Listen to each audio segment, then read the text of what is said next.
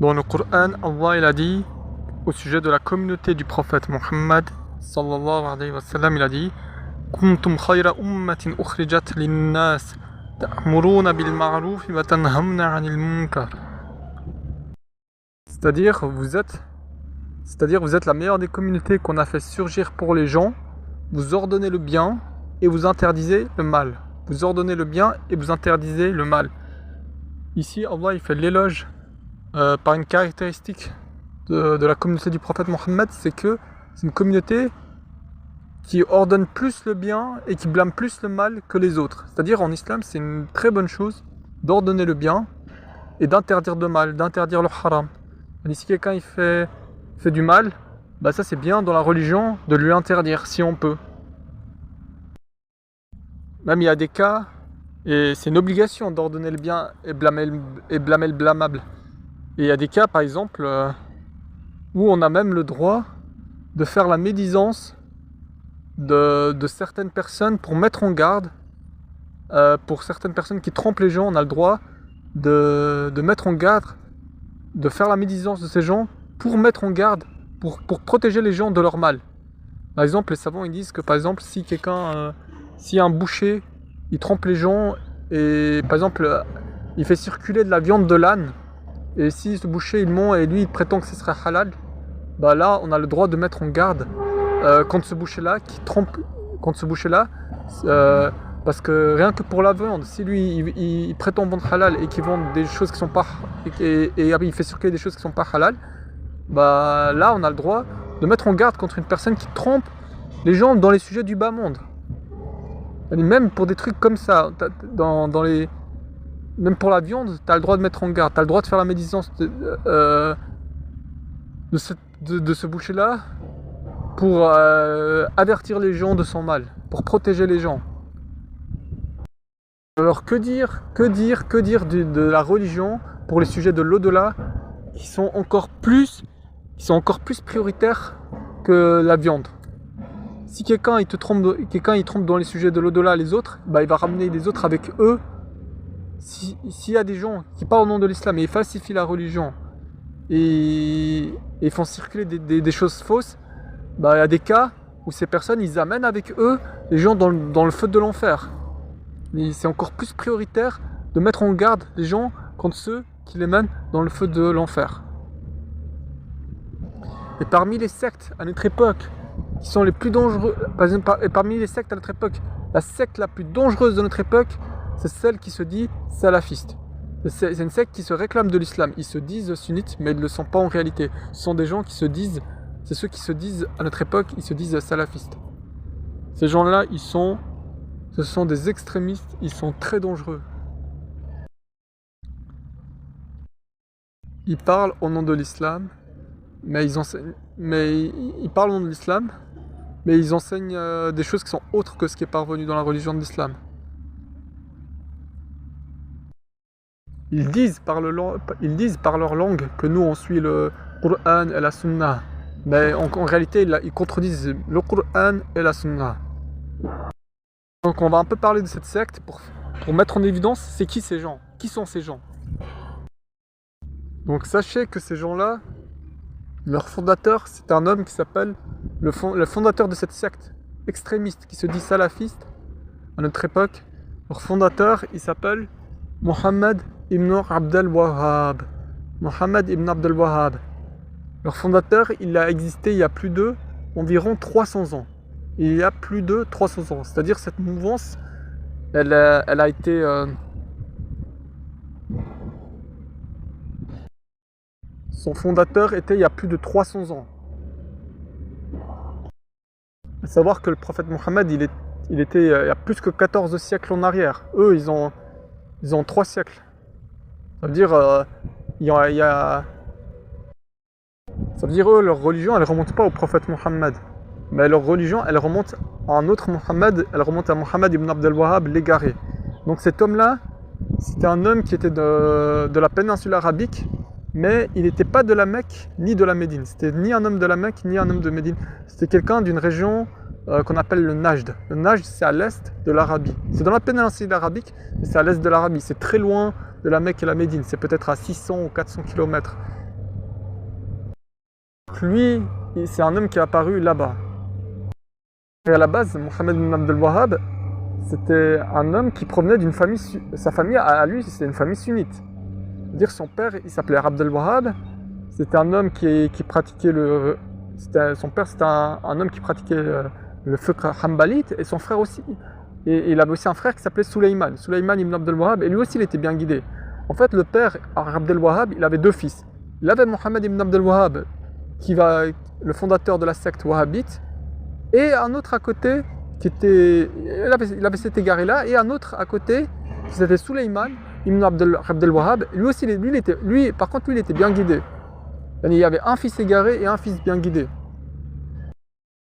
Dès son plus jeune âge, l'égaré Mohammed ibn Abd al-Wahhab, lui, il contredisait ses chouyours. C'est-à-dire, lui, la religion, il contredisait les imams de son époque, il n'acceptait pas de prendre la parole des chouyours. C'était quelqu'un qui disait, moi je vais prendre... Il prétendait par la langue, sous prétexte qu'il montait, il disait que moi je vais prendre du Coran et de la Sunna et je ne prends pas de la parole des savants. Mais ça c'était quelqu'un de c'était un homme déviant, quoi. Lui il n'avait pas d'enseignant, il n'avait pas de cheikh. Lui, la religion, il refusait la parole des chouyours. Lui, c'était quelqu'un qui voulait avoir son propre point de vue sur les choses, qui voulait imposer son point de vue. C'était pas quelqu'un qui était avec l'assemblée des musulmans. C'était quelqu'un qui était dissident. Il n'a pas appris la religion auprès d'un cheikh. C'est qui le cheikh de Mohammed ibn Abd al-Wahhab? Il n'a pas eu de cheikh. Lui, c'est quelqu'un qui s'est fait ses propres opinions. Il n'a pas appris sa religion. Ses enseignements, des choses qu'il a transmises, ça ne remontait pas au prophète Mohammed, mais ça remonte à ses idées personnelles à lui. Dès son plus jeune âge, il contredisait les chouyours de son époque. Que même son père, il n'était pas content de Mohammed ibn Abd al-Wahhab, de son fils. Il n'était pas content. Parce que Mohammed, il ne voulait pas apprendre la religion. C'était quelqu'un qui contredisait et qui ne voulait pas écouter et apprendre de la religion des savants de son époque. Ça, c'était l'époque ottomane, ça. Il y a environ plus de 300 ans en arrière, c'était encore l'époque ottomane. Mon père, c'est le père qui était un homme bien guidé, sunnite, il n'était pas content de son fils. Mais de son vivant même, son père, il a dit, vous allez voir le mal que va faire Mohammed. Son père lui-même, il a mis en garde contre son propre fils, qui allait fonder la secte plus tard. Il a dit, vous allez voir le mal que Mohammed il allait faire. Son père lui-même, il a mis en garde. Il a dit, regardez, c'est pas quelque chose de nouveau de mettre en garde contre lui. Sa propre famille, elle a mis en garde contre lui. La famille, c'est les gens en général, la famille, c'est parmi les gens qui te connaissent le mieux. Et regarde, parmi les gens qui le connaissent mieux, de sa propre famille, ils ont mis en garde contre Mohammed. Même l'autre frère, Suleyman, qui était aussi un homme bien guidé, lui, il a même mis en garde contre son frère Mohammed. Il a même fait 2 livres où il a répondu à Mohammed ibn Abd al-Wahhab. Et même Mohammed ibn Abd al-Wahhab, à cause de son frère Suleyman, parce que son frère Suleyman mettait en garde contre lui, Mohammed ibn Abd al-Wahhab, il a essayé même d'assassiner son frère. Il a envoyé un fou, je ne sais plus s'il donnait... il a envoyé un fou dans la mosquée, quelqu'un qui était dérangé dans son esprit, un fou, un malade mental dans son esprit, pour qu'il aille tuer son frère Suleyman. Et regardez, c'est quelqu'un qui était prêt à tuer son propre frère. Aujourd'hui, si tu cherches les livres de Suleyman ibn Abd al-Wahhab, je pense que tu vas encore trouver. Donc sa famille, c'était une famille... La famille, elle était sunnite et hanbalite. Mais lui, il n'était pas avec sa famille. Son père n'était pas content, son frère aussi n'était pas content. Les deux, ils ont mis en garde contre lui. Parce que Mohammed ibn Abd al-Wahhab, il véhiculait des idées extrémistes et dangereuses. Il véhiculait des idées extrémistes et dangereuses. Il rendait mécréants les musulmans et il disait que leur sang il était licite. Dans un de ses livres, Mohammed ibn Abd al-Wahhab, il a dit « Ceux qui sont avec nous, ils sont avec nous ». Dans son livre que Mohammed ibn Abd al-Wahhab l'égaré, la référence de ceux qui se disent salafistes à notre époque, de cette secte, qui se prétendent salafistes, ces gens-là qui se réfèrent à Mohammed ibn Abd al-Wahhab, Mohammed ibn Abd al-Wahhab, dans son livre qu'il a nommé At-Tawhid, il a dit dans son livre que ceux qui sont avec nous, ils auront ce qu'on a pour nous, et ceux qui sont contre nous, ceux qui ne sont pas avec nous, Il a dit, ce sont des kuffar mubah dam. C'est-à-dire, il a dit que c'était des gens non musulmans dont leur sang est licite. Et pour Mohammed ibn Abdel Wahhab, si tu es avec lui, tu es avec lui. Et si tu n'es pas dans sa petite secte, bah pour lui, tu es un mécréant selon lui, tu es un mécréant dont le sang est licite. Ça veut dire, pour lui, tous les gens qui ne sont pas avec lui, tous les gens qui ne sont pas dans sa mouvance, pour lui, c'est des mécréants dont leur sang est licite.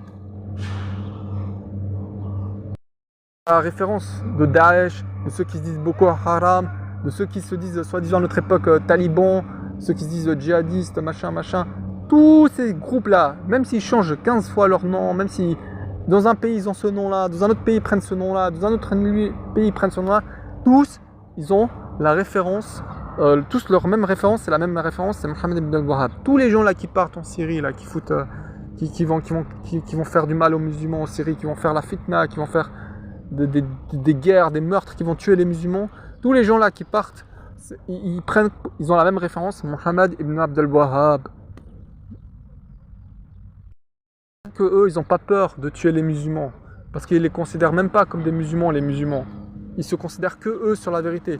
Pourquoi ils font ça? Ils considèrent tous les musulmans, ils considèrent les musulmans, ils les considèrent comme des mouchriks. Ils considèrent tous les musulmans comme des koufars qui adorent les tombes. Ils considèrent tous les musulmans ils les considèrent comme des koufars qui adorent autre que Dieu. Pourquoi? Parce que les musulmans, ils ont pour habitude de rechercher la bénédiction dans des lieux ou dans des choses. La bénédiction. Par exemple, les musulmans, la baraka, la bénédiction, barakat. Les musulmans, ils vont embrasser la Kaaba parce qu'ils savent que la Kaaba, c'est un lieu béni, c'est un lieu honoré. Et ils vont embrasser la Kaaba. Ils vont rechercher la baraka par l'huile d'olive, ils vont rechercher la baraka par la terre de Médine, ils vont rechercher la baraka par les lieux où sont enterrés les gens vertueux. C'est pas qu'ils vont adorer, c'est ils savent que c'est des endroits particuliers, et dans ces endroits particuliers, ils font la doua à Allah en espérant que leur doua, que ça va être plus exaucé. C'est ça, par exemple, on boit l'eau de Zamzam, mais on sait, parce qu'il y a de la baraka dans l'eau de Zamzam. C'est pas pour adorer l'eau de Zamzam. Mais ces gens-là, pour eux, dès que tu cherches la baraka, pour eux là, ils font pas la distinction. Pour eux, dès que tu cherches la baraka, selon eux, c'est du shirk. Selon Mohammed ibn Abdel Wahhab, selon les gens qui se disent mensongèrement salafistes, selon ces gens qui se réclament salafistes à notre époque, selon eux, si tu cherches la baraka, selon eux, t'es un mouchrik. Selon eux, t'es pas musulman. Selon eux, tous ceux qui font ça, c'est pas des musulmans. Et c'est comme ça qu'ils ont déclaré licite le sang des musulmans.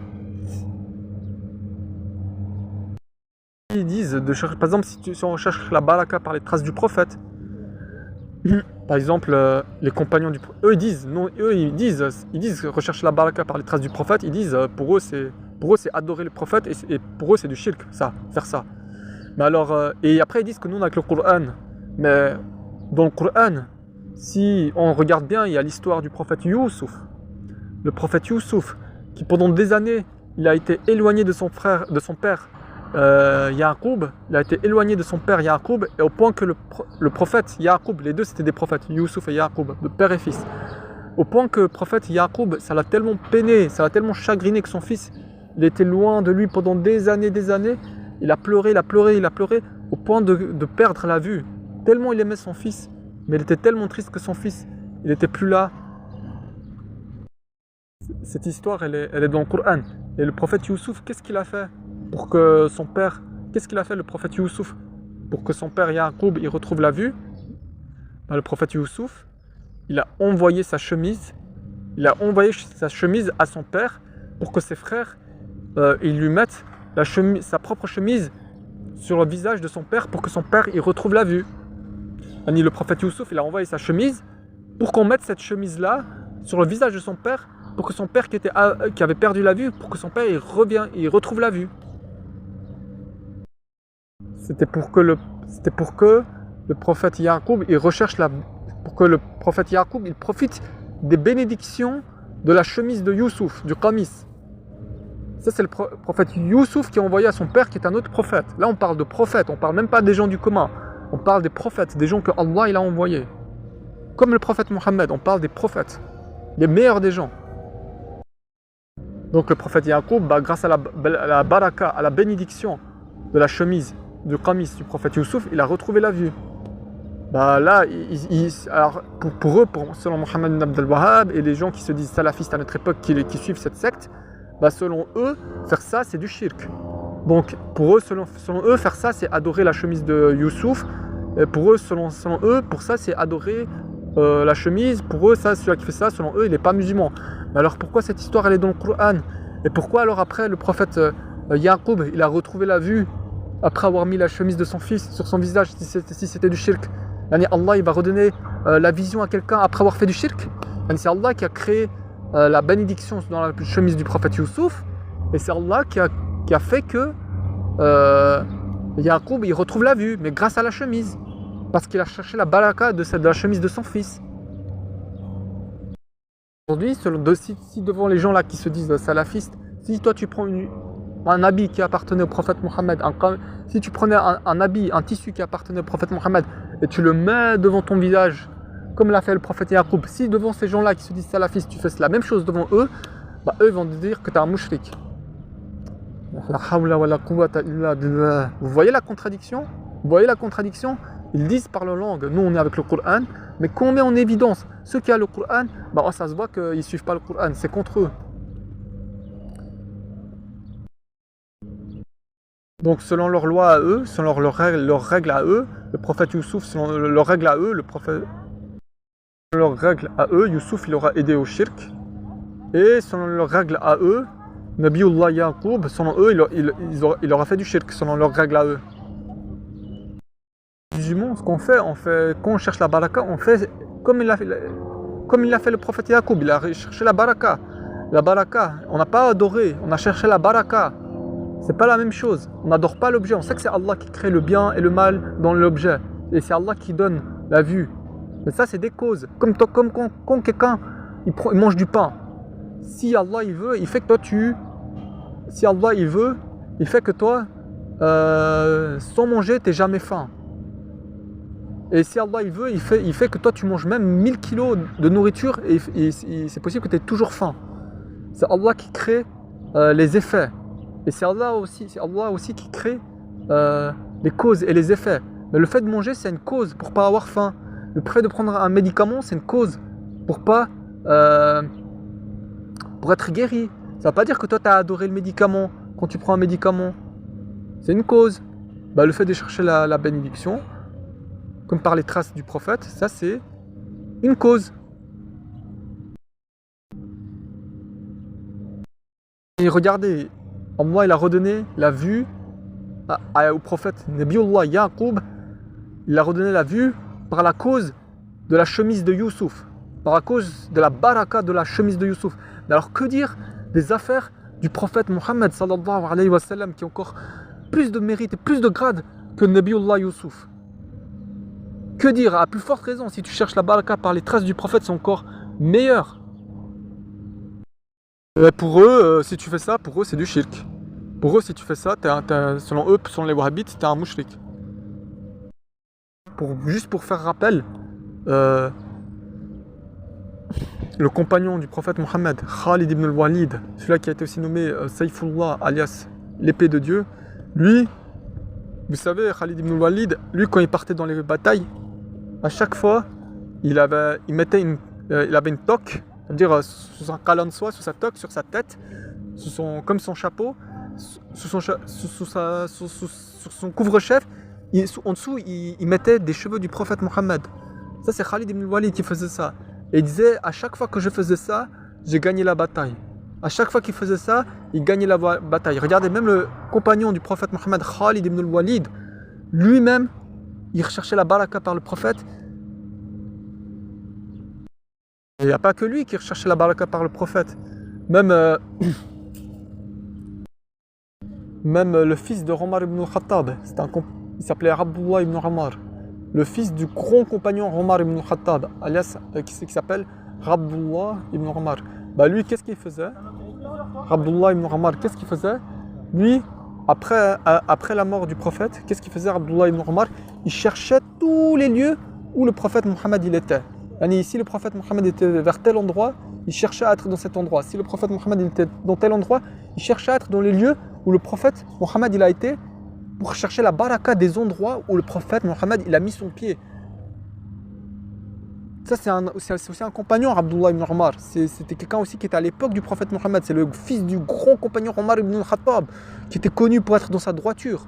C'est le fils d'un des plus gros, du deuxième plus grand compagnon.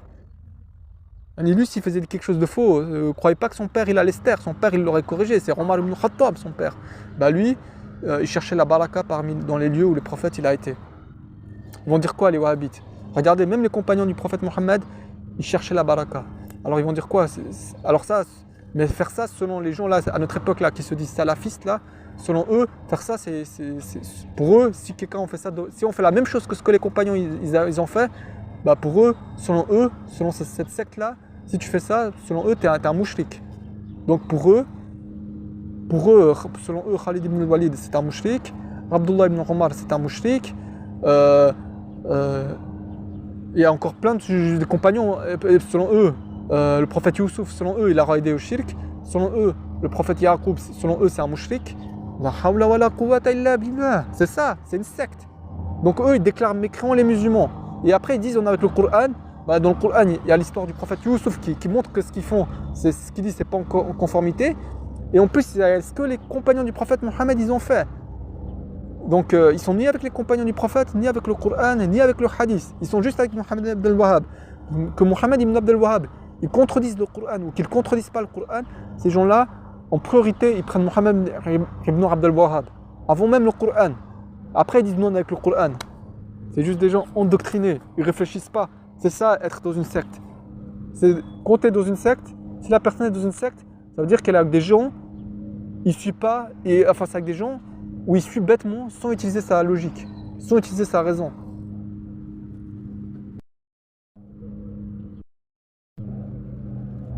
Donc ces gens-là, s'ils ont l'occasion de détruire les traces du prophète, les traces des compagnons du prophète, s'ils ont l'occasion de détruire les vestiges, ils le font. Et aujourd'hui, si on va à la Mecque et à la Médine, ils ont détruit les endroits, ils essayent de détruire les traces du prophète, aujourd'hui tu vas pas trouver les traces du prophète, les habits du prophète, les choses qui appartenaient au prophète, mais la maison du prophète, tu vas pas trouver ces choses-là de manière intacte. C'est fou, quand ils sont apparus, c'était à l'époque de l'Empire ottoman, et qu'est-ce que l'Empire ottoman ils ont fait? L'Empire ottoman, pour sauver les traces du prophète Mohammed, ils ont pris les vestiges, les traces, les reliques, et ils ont ramené, et pour sauver les traces des mains de ces fous, ils ont ramené les affaires du prophète à Istanbul. Et aujourd'hui, pourquoi tu trouves que les affaires du prophète à Istanbul? Pourquoi tu trouves rien à la Mecque, à la Médine? Pourquoi tu dois aller à Istanbul, qui a des milliers de kilomètres de la Mecque et la Médine, pour voir des affaires du prophète? Parce que l'Empire ottoman, ils ont vu quand ces gens extrémistes ils sont apparus, pour sauver les affaires du prophète des mains de ces ennemis de l'islam, pour sauver de la main de ces fous qui se disent salafistes, ils ont pris avec eux, ils ont ramené en Turquie les affaires du prophète pour conserver, pour sauver. Ils ont dépêché un convoi pour ramener direct les affaires du prophète en Turquie, pour les préserver, pour les sauver. Parce que si tu laisses là-bas en Arabie, entre les mains de ces fous extrémistes, eux ils vont tout détruire. Pour ça aujourd'hui, même si tu vas si tu vas à Médine, si on va à Médine, là où le prophète il est enterré, alayhi salam, à côté du prophète, vers la mosquée du prophète, à côté il y a un cimetière qui s'appelle le cimetière du Baqi. Le cimetière du Baqi. Dans ce cimetière-là, t'as plein de compagnons du prophète Mohammed qui sont enterrés. T'as même l'imam Malik, t'as plein de savants, des gens vertueux, des saints. C'est le cimetière de Baqi. C'est l'un des meilleurs cimetières au monde, voire le meilleur cimetière au monde. Et là-bas, aujourd'hui, si tu vas à notre époque, il y a tout qui est rasé. Il y a tout qui est rasé. Il reste même plus des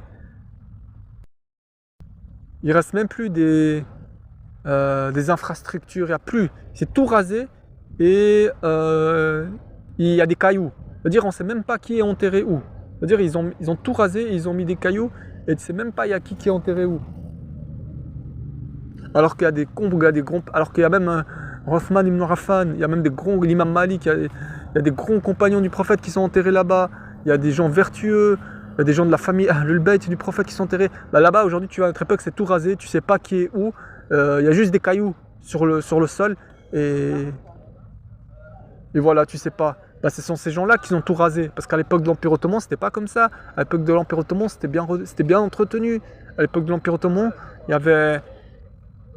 Ils avaient mis, il y avait des constructions. Si tu vois essayez de chercher les anciennes photos à l'époque de l'Empire Ottoman et regardez maintenant, vous voyez la différence, c'est tout rasé. Et tu sais même pas, ils ont même pas laissé les noms pour savoir qui est où. Parce que ces gens-là, ils disent que parce que ces gens-là, selon eux, c'est haram de visiter les tombes. Et ils disent que si tu visites les tombes, ils disent que ça c'est du shirk. Et ils disent que si quelqu'un fait ça, il sort de l'islam. La hawla wa la quwwata illa billah. Quand les musulmans ils visitent la tombe du prophète Mohammed, ou alors des grands compagnons, des grands savants, c'est pas pour adorer les tombes. C'est parce que ce sont des lieux qui sont honorés, ce sont des lieux où il y a des gens qui sont agréés par Allah. On vient, on visite les tombes, ça nous rappelle la mort, ça nous rappelle l'au-delà. C'est un lieu où ces gens-là, ils sont dans la félicité, dans leur tombe. Quand tu es vers quelqu'un qui est dans la félicité, dans le délice dans sa tombe, c'est un lieu où il y a c'est un lieu où il y a du bien. C'est un lieu où il y a quelqu'un qui est agréé par moi, qui a un haut mérite. Donc comment se priver de visiter les tombes des gens vertueux et même du prophète? Surtout que le prophète Mohammed, il a dit quoi dans le hadith? Il a dit quoi dans le hadith? Il a dit « Celui qui visite ma tombe, mon intercession lui est due. » Celui qui visite ma tombe, mon intercession lui est due. Il a dit Man zara qabri wajabat lahu shafa'ati. Dire celui qui visite ma tombe, mon intercession lui est due. Ça veut dire toi, si tu visites la tombe du prophète, si le musulman il visite la tombe du prophète Mohammed, il visite le prophète Mohammed qui est enterré à Médine, le prophète il nous apprend dans le hadith qu'on gagne son intercession. Ça veut dire toi, si un musulman il visite la tombe du prophète, bah, Inch'Allah, dans l'au-delà, il gagnera l'intercession du prophète Mohammed, l'aide du prophète Mohammed. Ça, c'est ce hadith du prophète. Le prophète, il n'a pas dit celui qui visite ma tombe, c'est devenir un égaré. Il n'a pas dit celui qui visite ma tombe, c'est devenir un mouchrik. Non, il a dit wajabat lahu shafa'ati. Ça veut dire, toi, tu gagnes son aide. Tu gagnes l'aide du prophète dans l'au-delà. Tu gagnes l'aide du prophète Mohammed dans l'au-delà pour qu'il t'aide. Son intercession. Mashallah, mais quel grand bienfait! Quel grand bienfait, juste par le fait d'avoir visité la tombe du prophète. Avoir visité le prophète plutôt. Ces gens-là, ils délaissent ce hadith et ils disent que c'est haram de visiter la tombe du prophète.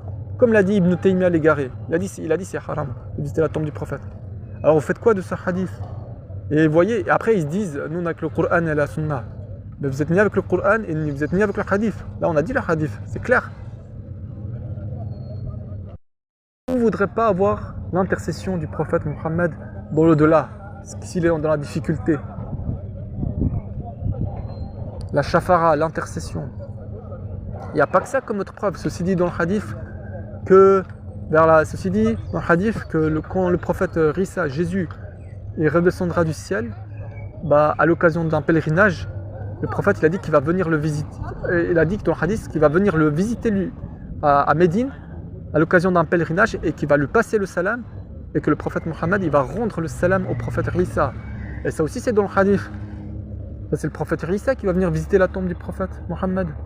Donc d'où ces gens-là ils interdisent les choses que les prophètes ont fait. D'où ils interdisent ça?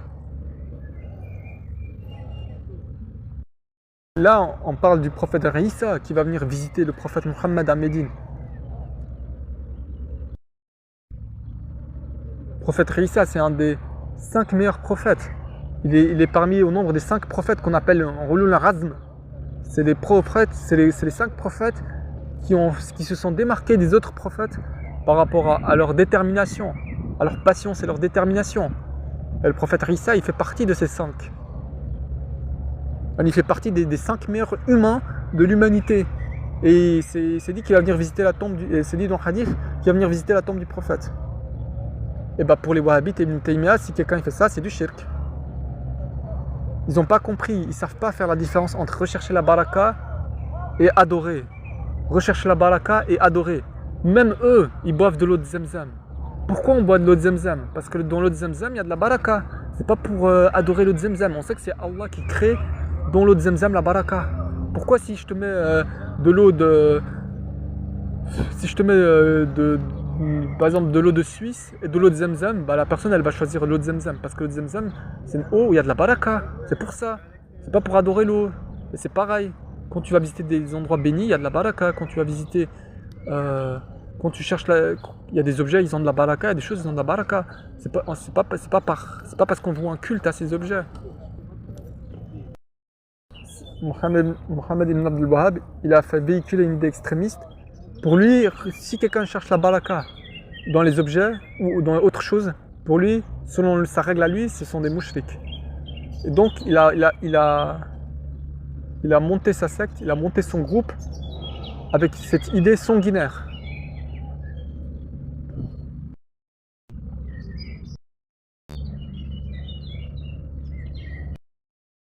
C'est des gens, Mohammed ibn Abdul Wahhab, qu'est-ce qu'il a fait avec ces idées extrémistes dangereuses? Qu'est-ce qu'il a fait, Mohammed ibn Abdul Wahhab? Lui, il a rassemblé des gens, il a monté son groupe avec des gens, avec des brigands. C'est-à-dire, son groupe, il s'est composé des brigands. C'est-à-dire, lui, pour composer son groupe, il n'est pas allé chercher des grands intellectuels, des gens de grande éducation, des gens de valeurs et de mœurs. Non, lui, ce qu'il a fait, son groupe, il a composé son groupe avec des brigands de chemin. Vous savez, les brigands de chemin, ce sont les gens qui barrent la route aux voyageurs et qui prennent leurs affaires ou qui tuent. C'est ça son groupe, c'est ça. Le groupe de Mohammed ibn Wahhab, c'est ça le niveau des gens qui ont suivi cet homme. Un sanguinaire suivi par des gens sanguinaires. C'est même pas des halim. Et du coup, Mohammed ibn Wahhab, on a dit il n'a pas appris auprès des savants, il n'a pas appris auprès des chouurs. Dites-moi c'est qui son chouur? Il n'a pas de chouur. Il a juste lu dans les livres, il n'a pas de transmission. Il s'est fait ses propres idées. Avec ses propres idées des extrémistes, voilà, il a monté des gens, il a rassemblé des brigands. Et après, ils se sont fait aider par les Anglais. C'est-à-dire, il y a un espion anglais qui s'appelle Hanver qui a approché Mohammed ibn Wahhab. Et cet espion anglais qui était en Arabie, en fait, ils ont armé son groupe. Et après, voilà, le groupe de Mohammed ibn Wahhab, avec l'aide des Anglais, ils ont commis des atrocités. Ils ont tué plein de musulmans, même s'ils faisaient la prière dans des villes comme Taïf. C'était des gens, mais vraiment des déchaînés, quoi. Ils tuaient les musulmans, que même si tu fais la prière, ils te tuent. Parce qu'eux, ils te considèrent égaré. Exactement ce qu'ils font, c'est exactement la même chose que ce qu'ils font Daesh à notre époque. C'est la même référence. En fait, les Anglais, eux, leur but, c'était d'affaiblir le pays par l'intérieur. Pour qu'après, ils puissent démanteler l'Empire ottoman. Et ils ont réussi. Il n'y a plus l'Empire ottoman à notre époque. Parce qu'à son époque, à l'époque de Mohammed ibn Wahhab, l'Empire ottoman, il était dans une situation de... il y avait une faiblesse dans l'Empire. C'est-à-dire, déjà à l'extérieur, les gens ils voulaient démanteler l'Empire. Et là, maintenant, ils ont réussi à faire des discordes au sein du territoire. Et du coup, quand tu as des difficultés à l'extérieur et à l'intérieur, avec le temps, l'Empire, il affaiblit. L'Empire, il affaiblit. C'est comme ça qu'aujourd'hui, à notre époque, malheureusement, ce sont ces gens-là qui gouvernent la Mecque et la Médine. Ce pas des gens sunnites qui gouvernent la Mecque et la Médine. Ce sont des gens qui prennent Mohammed ibn Abdul Wahhab comme référence, qui gouvernent la Mecque et la Médine. C'est ceux qui se disent salafistes. Le dernier État sunnite qui a gouverné qui a gouverné la Mecque et la Médine, qui s'occupait de la Mecque et la Médine, les derniers sunnites, les vrais musulmans, c'était l'Empire ottoman. C'est eux les derniers. C'est il y a plus que 100 ans en arrière. Mais à notre époque, c'est pas des sunnites qui gouvernent la Mecque et la Médine. C'est pas parce qu'on gouverne un territoire sacré, un territoire honoré, que forcément les gens qui gouvernent, ils vont être aussi bien, tu vois. Par exemple, à l'époque du prophète Mohammed, la Mecque s'était occupée par des idolâtres, des gens qui adoraient les statues. C'est pas parce qu'ils ont gouverné la Mecque que ces gens-là, ils étaient bien guinés. C'est pas parce qu'ils ont gouverné la Mecque que ces gens-là, c'était des références. Bah, à notre époque, les gens qui gouvernent la Mecque, bah, c'est la même chose. Ce sont des égarés extrémistes. C'est pas parce qu'ils gouvernent la Mecque qu'ils sont devenus bien guidés. Donc, le groupe de Mohammed ibn Abdel Wahhab, ils ont fait au moins 2 coups. Le premier coup, quand ils ont... la première fois, ben, il y a une armée, l'Empire ottoman, ils ont fait en sorte qu'il y ait une armée qui soit envoyée contre eux, et ils se sont fait battre à plat de couture. Mais après, la deuxième fois, au fil du temps, ben, c'est comme ça qu'ils ont pris le pouvoir. Et aujourd'hui, en Arabie, maintenant, le pouvoir, en fait, maintenant, le pouvoir, il y en a qui s'occupent des affaires religieuses. Ce sont cette secte-là qui se disent salafistes, qui prennent Mohammed ibn Abdel Wahhab comme référence. Et il y a... Ça, c'est pour tout ce qui... Quand ça parle pour les affaires religieuses, c'est eux qui... Ces charlatans-là qui falsifient la religion, c'est eux qui s'occupent de ça. Et pour tout ce qui est politique, les affaires politiques, c'est pas eux. Pour les affaires politiques, c'est la famille Saoud. C'est la famille Saoud. Parce que parce que Mohammed ibn al-Wahhab, il est apparu dans la région du Najd, vers Riyad, tout ça, et dans une région qui s'appelle Ad-Darriya. Bah, dans cette région-là, tu avais l'émir de cette région-là, c'était le roi Saoud. Et quand le roi Saoud, il a vu ces gens assoiffés de sang, ces gens extrémistes qui tuaient sans hésiter les gens, bah lui, il a eu peur qu'on le tue lui aussi. Bah, du coup, qu'est-ce qu'il a fait, le roi Saoud? Bah, il a fait un accord avec cette secte-là qui se dit salafiste, la secte de Mohammed ibn Wahhab. Il a fait un accord avec eux. Il a dit, nous, on vous laisse vous occuper des affaires religieuses, mais nous, on s'occupe des affaires politiques. Pour ça, la politique, c'est Saoud, c'est eux qui s'occupent. Et pour la falsification de la religion, c'est la secte, ceux qui se disent salafistes à notre époque, qui s'occupent. Donc en fait, à notre époque, on est dans une époque où vraiment c'est dangereux, quoi, parce que ces gens-là, il y a pas tout le monde qui sait la réalité de ces gens-là. Et du coup, bah, ces gens-là, que ce soit en France ou dans d'autres pays, ils vont en Arabie et ils vont dans leur université maudite qui s'appelle Umm al-Qura, où ils vont dans leur université dans le Najd, dans leur région. Et ces gens-là, bah, ils ressortent, ils apprennent leur extrémisme et ils ressortent avec l'extrémisme et ils reviennent dans les pays comme en France ou dans d'autres pays avec les idées extrémistes de Mohammed ibn Abdel Wahhab. Et ça, c'est très dangereux. C'est très dangereux. Toute personne qui suit Mohammed ibn Abdel Wahhab, c'est un danger public parce que cette personne-là, elle est capable de s'exposer, de faire un attentat. Pourquoi elle fait cet attentat? Parce qu'elle suit les idéologies extrémistes, la doctrine de Mohammed ibn Abdel Wahhab. Les gens, et je vous jure, je ne mens pas, les gens qui sont dans cette secte, mais que Dieu nous protège, ces gens-là, même si tu mets en évidence les hadiths, les paroles du prophète, le Coran, tout, c'est pas, ils acceptent pas. Ils sont entêtés, ils réfléchissent pas. Parce que même eux, ils disent que c'est haram d'utiliser sa raison. Du coup, ils réfléchissent pas.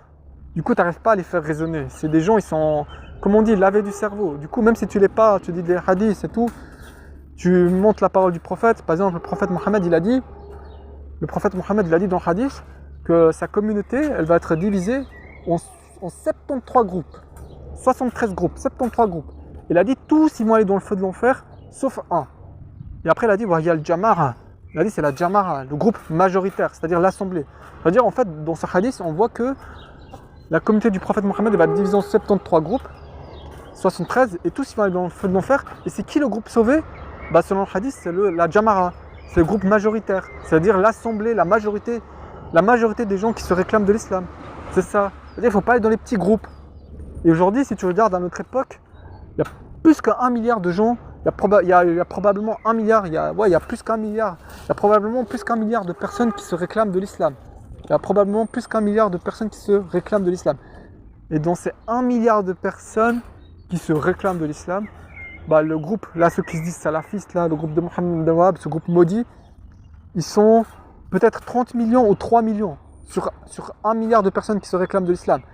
Donc quand on regarde le hadith du prophète, on apprend que tous les à 1 milliard. Donc même on voit selon le hadith du prophète, ces gens-là, ils seront dans le feu de l'enfer. Qui est le groupe majoritaire qui se réclame de l'islam, le groupe sauvé? Le groupe majoritaire, selon le hadith, le prophète l'a dit, c'est la Jama'a, le groupe sauvé. Alors c'est qui le groupe sauvé? La majorité des gens qui se réclament de l'islam à notre époque, si on regarde, c'est les gens qui sont maturidites ou acharites dans la croyance, et dans la pratique, qui sont hanafites, shafi'ites ou malikites. Ce sont eux le groupe majoritaire, c'est eux le groupe sauvé. Leur groupe à eux, c'est pas le groupe majoritaire. Le groupe de Mohammed ibn Wahhab, les gens qui suivent leur groupe, c'est les gens de la région du Qatar, c'est le Qatar, Riyad, beaucoup de Saoudiens, et les Kaira, les voyous de France, les ex-fumeurs de shit, quand ils veulent, soi-disant, aller dans la religion, dans le din, bah ils sont influencés. C'est des voyous, c'est pas des gens de haut niveau, quoi. C'est eux qui vont en Syrie, qui vont avec Daesh, tout. C'est à cause des gens qui se disent salafistes. Et là, je vous mets en garde, sur YouTube, malheureusement, il y a beaucoup de gens qui sont... En fait, la France, elle a fait un accord avec le Qatar. Et ces gens-là, malheureusement, ils sont très influents en France, parce qu'ils ont fait... en fait, le Qatar, il a fait un accord avec la France, genre dans les années... en fait, parce que la France n'avait pas assez de pétrole. Et du coup, ben, ils se sont tournés vers le Qatar. Et le Qatar, qu'est-ce qu'il a dit? Ben, ils ont dit, ben, nous, on vous passe le pétrole, mais vous nous laissez construire nos centres dans votre pays. Leurs centres d'égarés, qui suivent Mohammed ibn Wahhab comme référence. Et ben, du coup, ben, à cause de ça, à cause du pétrole, à cause de la France, ils ont fait ce mauvais marché, ben, ils ont laissé ces gens-là ouvrir des centres dans leur pays. Et maintenant, il y a des gens qui prêchent cette doctrine dans leurs mosquées. Dans les mosquées qui sont payées dans les mosquées, par les centres qui sont financés par le Qatar. Donc déjà, si vous voyez un centre qui est financé par le Qatar, vous pouvez être presque sûr, c'est très rare. Le Qatar, c'est un pays qui suit entièrement, qui se dit wahhabite ouvertement. L'émir du Qatar, il se dit dans cette mouvance, tous les centres là qui s'ouvrent en Suisse ou ailleurs ou en France, si vous voyez que ça vient du Qatar, il y a de très fortes chances, mais extrêmement très fortes chances que c'est un centre wahhabite.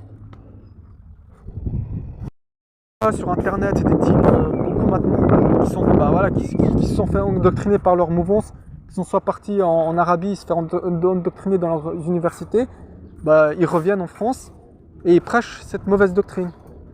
Mais ils ne le disent pas directement, ouvertement comme ça, mais c'est dans leurs livres, de leurs références. C'est en cachette. Ils ne vont pas le dire tout ça tout ouvertement le premier jour, mais si tu restes longtemps avec eux, et après il y a ces choses-là, ils te les enseignent. Par exemple, un qui prône, au début ils vont peut-être te parler des trucs justes. Par exemple, ils vont dire ouais, avoir le bon comportement, se fier à ne pas faire la fornication. Ils vont dire des trucs classiques que tout le monde sait. Mais après, avec le temps,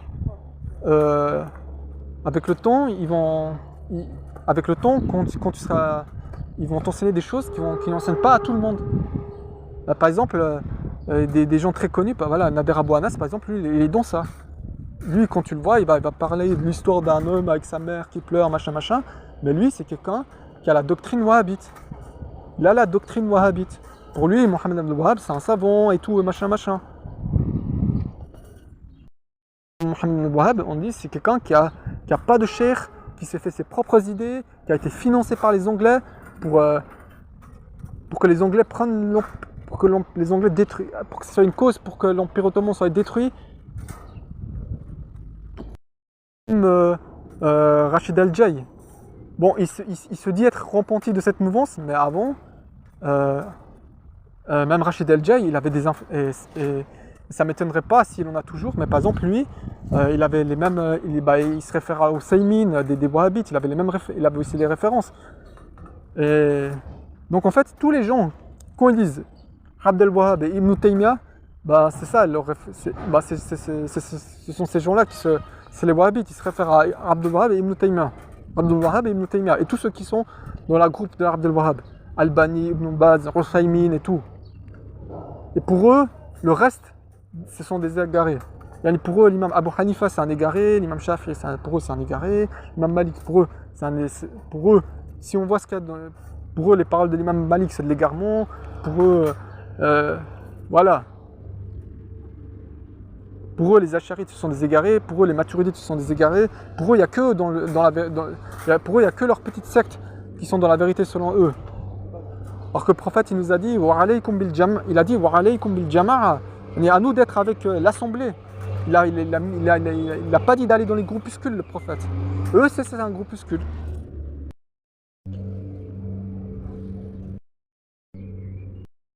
Donc soyons en garde quand ces gens qui se disent mensongèrement salafistes, ces gens-là qui ne prennent que Ibn Taymiyyah et les suiveurs de Mohammed ibn Abdel Wahhab en référence, ces gens-là, même s'ils ont des grosses barbes et ils se rasent le crâne, mais cette grosse barbe, c'est pas la barbe qui fait que tu deviens un grand musulman, c'est pas ça. Tout comme, c'est pas le fait de mettre le toc d'un chef cuisinier que tu deviens un cuisinier. C'est pas le fait d'avoir mis des lunettes sur ton visage que tu es devenu un scientifique intelligent. C'est pas le fait d'avoir mis une blouse qui te rend un scientifique. Mais c'est ce que tu as c'est le savoir que tu as dans ton cœur. Et ces gens-là, ils sont en contradiction avec le Coran, que ce soit dans les actes et dans la croyance. Dans les actes et la croyance. Et le plus dangereux, vous savez, c'est quoi avec ces gens-là? C'est qu'ils enseignent la croyance des juifs au nom de l'islam. Ils enseignent la croyance des juifs au nom de l'islam. Pour ces gens, ils n'ont pas la croyance des sunnites. Ces égarés-là, ces wahhabites-là, qui se disent salafistes, et pour eux, Dieu, il a une image humaine. Pour eux, Dieu, ils attribuent à Dieu le corps, le membre, les organes, le fait de rigoler, le fait... vous savez, Ibn Taymiyyah il a dit que Dieu avait des chaussures en or. Et pour eux, Dieu, ils se sont imaginés un humain et ils disent que Dieu il s'assoit. Alhamdoulilah, ils ont mal compris le Coran. Ça, c'est leur plus grand danger, plus que le meurtre. Ils enseignent la fausse croyance au nom de l'islam. Ils disent, c'est pas comme les sunnites, ils disent Dieu il ressemble à rien de ce qu'il a créé. Les sunnites, ils disent comme ça. Mais eux, ils attribuent à Dieu les attributs des humains, ils attribuent à Dieu les pieds, les mains, ils attribuent à Dieu le visage, ils attribuent à Dieu le fait de rigoler, ils disent que Dieu a des sons, ils disent des trucs n'importe comment. Ça, en islam, ça c'est pas la croyance de l'islam, ça c'est la croyance des juifs et des chrétiens. Et le prophète il a enseigné dans le hadith qu'il n'y a pas un juif ou un chrétien qui ira au paradis. Voilà, c'est dit dans le Coran que dans l'au-delà, il n'y a pas une autre religion qui sera acceptée en dehors de l'islam.